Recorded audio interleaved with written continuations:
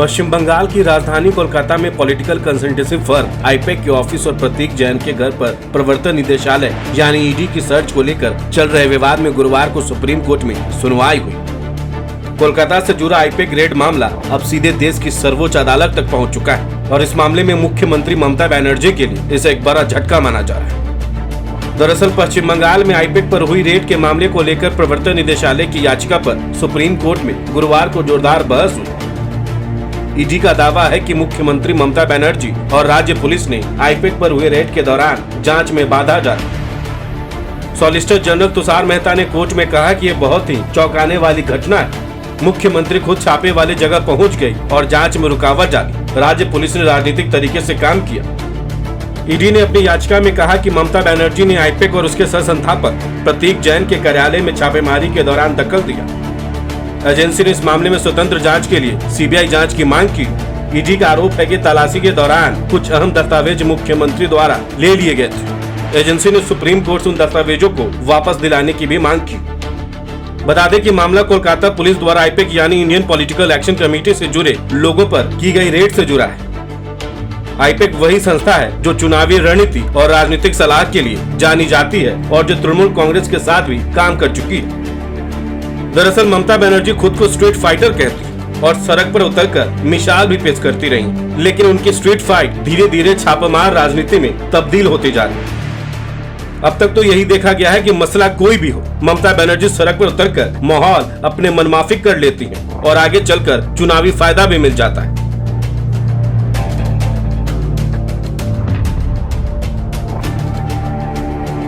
हालांकि इस बार आईपेक मामले में दांव उल्टा पड़ गया है। कलकत्ता हाई कोर्ट ने तृणमूल कांग्रेस की याचिका खारिज कर दी।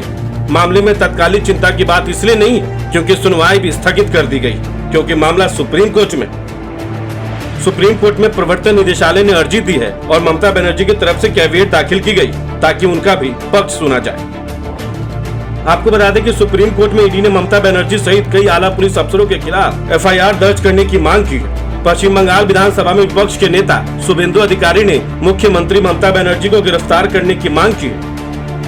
साथ ही उनके जरिए केंद्रीय गृह मंत्री अमित शाह को कोयला घोटाले में शामिल होने के आरोप लगाने को लेकर शुभेंदु अधिकारी ने कानूनी रास्ते पर आगे बढ़ने का भी ऐलान किया।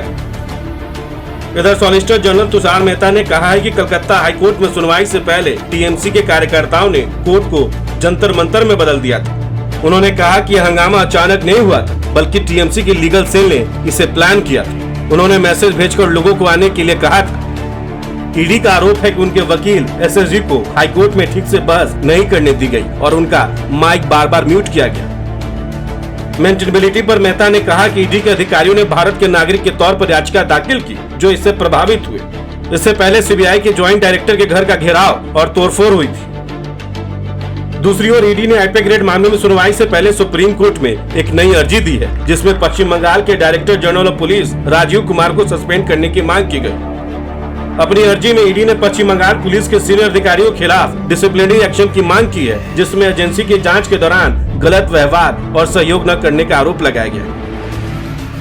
इधर सुप्रीम कोर्ट की इस टिप्पणी को राज्य सरकार और मुख्यमंत्री ममता बनर्जी के लिए एक राजनीतिक और कानूनी झटका माना जा रहा है, क्योंकि अब मामला सीधे तौर पर प्रशासनिक कार्रवाई, पुलिस की भूमिका और राजनीतिक स्वतंत्रता से जुड़ा हुआ है। कोर्ट की टिप्पणी से यह भी संकेत मिलता है कि अब कलकत्ता हाईकोर्ट में इस मामले की सुनवाई का रास्ता साफ हो गया है।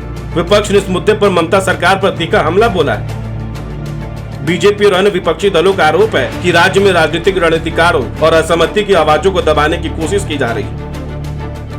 वहीं तृणमूल कांग्रेस की ओर से कहा गया है कि पूरी कार्रवाई कानून के दायरे में की गई है और विपक्ष इसे राजनीतिक रंग देने की कोशिश कर रहा है। दरअसल यह घटना 8 जनवरी को शुरू हुई थी। उस दिन ईडी ने कोलकाता के सॉल्ट लेक में आईपेक ऑफिस और साउथ कोलकाता में लाउडन स्ट्रीट पर प्रतीक जैन के घर पर सर्च की थी।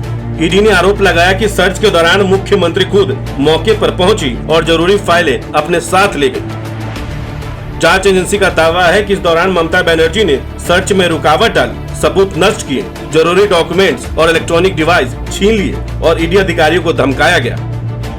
गौरतलब है कि एक दिन पहले ही कलकत्ता हाई कोर्ट ने तृणमूल कांग्रेस की याचिका खारिज कर दी थी। उस याचिका में तृणमूल ने आरोप लगाया था कि ईडी ने तृणमूल के सेंसिटिव डॉक्यूमेंट्स जब्त किए। हालांकि ईडी ने कोर्ट में इस आरोप से इनकार किया था।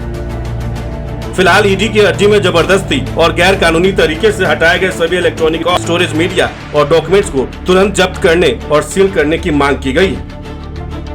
अब देखना होगा कि कलकत्ता हाई कोर्ट में सुनवाई किस दिशा में जाती है और सुप्रीम कोर्ट की सख्त टिप्पणी का राज्य की राजनीति पर क्या असर पड़ता है। इस खबर को लेकर आपकी क्या राय है, हमें कमेंट्स में जरूर बताएं। बहुत बहुत शुक्रिया।